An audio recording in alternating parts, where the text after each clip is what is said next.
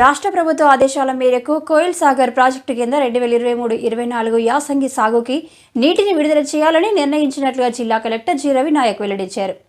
Koil Sagar project కింద 2023-24 యాసంగికి ఇదివరకు నిర్ణయించిన షెడ్యూల్ ప్రకారం కాకుండా సవరించిన షెడ్యూల్ ప్రకారం సాగునీరు విడుదల చేసేందుకు, అలాగే ప్రాజెక్టు కింద ఆయకట్టు అంతటికి సాగునీరు ఇచ్చే విషయంలో జూరాల ప్రాజెక్టు నుండి అదనంగా 1 టీఎంసీ నీటిని కోయిల్ సాగర్ కి ఎత్తి పోసేందుకు ప్రభుత్వానికి ప్రతిపాదనలు పంపించి ప్రభుత్వ అనుమతి వచ్చిన తర్వాత నీటిని విడుదల చేయాలని జిల్లా సాగునీటి సలహా బోర్డు సమావేశం నిర్ణయించింది.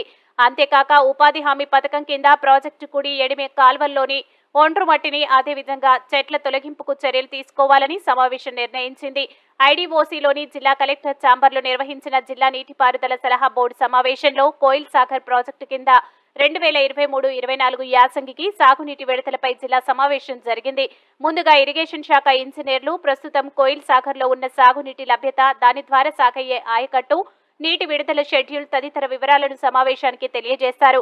ఈ విషయంపై జిల్లా కలెక్టర్ జి రవి నాయక్ మాట్లాడుతూ ప్రజా ప్రతినిధులు, రైతుల సలహాలు తీసుకున్నారు.